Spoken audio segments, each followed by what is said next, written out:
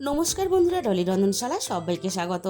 আজকে তোমাদের সাথে শেয়ার করব নিরামিষ সজনে ডাঁটার দারুণ একটা টেস্টি রেসিপি। সজনে ডাঁটা তোমরা হয়তো অনেক রকমভাবে রান্না করে খেয়েছো, তবে একবার হলো আমি যেভাবে রান্না করেছি এইভাবে রান্নাটা করে খেয়ে দেখো। রান্নাটা করা খুবই সোজা আর সমস্ত ঘরোয়া উপকরণ দিয়ে তোমরা খুব সহজেই রান্নাটা করে নিতে পারবে।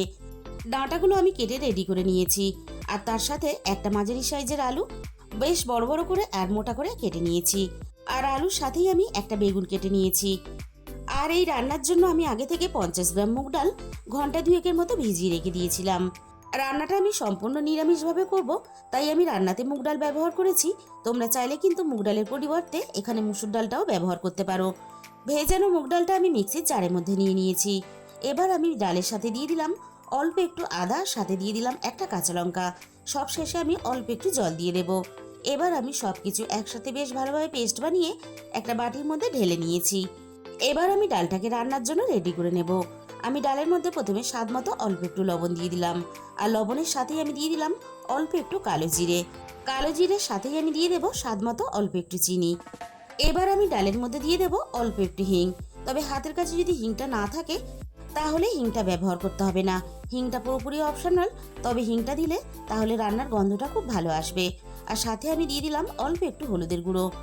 মুগ ডালটা পেস্ট করার পরে আমি মিক্সিটা আরও 2-3 মিনিটের মতো ঘুরিয়ে আমি মুগ ডালটাকে ফেটিয়ে নিয়েছিলাম। মিক্সিতে একটু ফেটিয়ে নিলে তাহলে হাত দিয়ে আর ফেটাতে লাগবে না। সমস্ত গুঁড়ো মশলা আমি ডালের সাথে খুব ভালোভাবে মিশিয়ে নিয়েছি। এবার ডালটাকে আমি একটা সাইডে রেখে দেব। তাহলে চলো রান্নাটা আমি কিভাবে করেছি এবার সেটা দেখে নেওয়া যাক। প্রথমে আমি কড়াইয়ের মধ্যে প্রয়োজন মতো সর্ষের তেল দিয়ে দিলাম। রান্নার জন্য তেলের পরিমাণটা আমি একবারেই কড়াইয়ের মধ্যে দিয়ে দিলাম। প্রথমে আমি বড়াগুলোকে ভেজে নেব। তার জন্য তেলটা খুব ভালোভাবে গরম করে কড়াইয়ের গায়ে এভাবে একটু ভালোভাবে লাগিয়ে দিলাম। এবার আমি একে একে বড়াগুলো ভাজার জন্য তেলের মধ্যে দিয়ে দেব।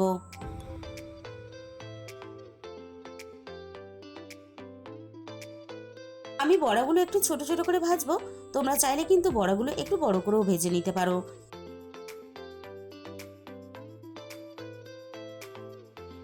সমস্ত ডালের বড়া আমি একসাথে তেলের মধ্যে দিয়ে দিলাম ভাজার জন্য।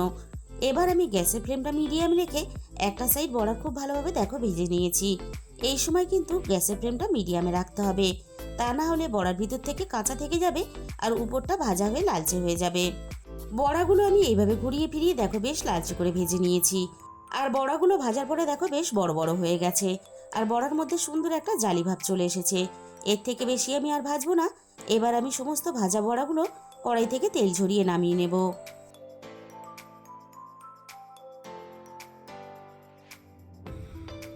সমস্ত ভাজা বড়াগুলো আমি কড়াই থেকে নামিয়ে নিলাম। কড়াইয়ের মধ্যে যেটুকু তেল আছে এই তেলেই আমি বাকি রান্নাটা করে নেব। তেলের মধ্যে আমি ফোড়নে দিয়ে দিলাম অল্প একটু কালো জিরে। এবার আমি ফোড়নটাকে নাড়াচাড়া করে কয়েক সেকেন্ড ভেজে নেব, ফোড়ন থেকে সুন্দর মিষ্টি গন্ধ বেরিয়ে আসা পর্যন্ত। ফোড়নটাকে আমি নাড়াচাড়া করে বেশ ভালোভাবে ভেজে নিয়েছি। এবার আমি কেটে রাখা আলুগুলো ভাজার জন্য তেলের মধ্যে দিয়ে দিলাম। আর আলুটা আমি যেহেতু বেশ মোটা করে কেটেছি, তাই আলুটা একটু সময় নিয়ে নাড়াচাড়া করে বেশ লালচে করে ভেজে নেব।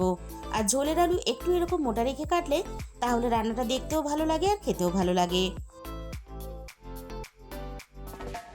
মিনিট 5-6 মতো আমি আলুটা নাড়াচাড়া করে বেশ ভালোভাবে ভেজে নিয়েছি। আর আলুর গায়ে দেখো একটা সুন্দর ভাজার কালার চলে এসেছে। এবার আমি আলুর সাথে কেটে রাখা বেগুনটা দিয়ে দেব। আমিষ ঝোল হোক বা নিরামিষ ঝোল হোক, অল্প একটু বেগুন দিয়ে ঝোল রান্না করলে রান্নাটা যেমন খেতে ভালো লাগে আর রান্নার গ্রেভিটাও খুব ভালো আসে। আলুর সাথে বেগুনটা নাড়াচাড়া করে হালকা একটু ভেজে নেব। বেগুনটা হালকা একটু ভেজে নিলে তাহলে বেগুনটা খেতে ভালো লাগবে। মিনিট 2 মতো আমি বেগুনটা ভেজে নিয়েছি। বেগুনের মধ্যে হালকা একটা ভাজার কালার চলে এসেছে। এর থেকে বেশি আর ভাজার দরকার নেই। এবার আমি কেটে রাখা ডাঁটাগুলোকে দিয়ে দিলাম। এবার আমি রান্নার স্বাদ মতো লবণটা দিয়ে দিলাম। এবার আমি লবণ দিয়ে আলু, ডাঁটা, বেগুন সবকিছু একসাথে নাড়াচাড়া করে ভেজে নেব। আর ডাঁটা কিন্তু আমি খুব বেশি ভাজবো না। সজনে ডাঁটার যে একটা নিজস্ব গন্ধ আছে সেটা কিন্তু নষ্ট হয়ে যাবে, আর ডাঁটার যে সবুজ ভাবটা সেটাও কিন্তু নষ্ট হয়ে যাবে। তাই খুব বেশি সময় নিয়ে ডাঁটা ভাজা যাবে না। আমি সবকিছু একসাথে নাড়াচাড়া করে মিনিট 2-3 মতো ভেজে নিয়েছি। এর থেকে বেশি সময় নিয়ে আর ভাজবো না। এবার আমি রান্নার মধ্যে দিয়ে দেব আদা বাটা। আমি 1 ইঞ্চি আদা আগে থেকে বেটে রেখেছিলাম। এবার আমি রান্নার মধ্যে দিয়ে দিলাম। এবার আমি আদাটা সবজির সাথে নাড়াচাড়া করে কষিয়ে নেব, আদার কাঁচা গন্ধটা চলে যাওয়া পর্যন্ত। আদাটা আমি সবজির সাথে বেশ ভালোভাবে কষিয়ে নিয়েছি। এবার আমি রান্নার মধ্যে একে একে গুঁড়ো মশলাগুলো দিয়ে দেব। প্রথমে আমি দিয়ে দিলাম হাফ চামচের মতো হলুদের গুঁড়ো, আর সাথেই আমি এখানে দিয়ে দিলাম ঝালের জন্য অল্প একটু লঙ্কার গুঁড়ো।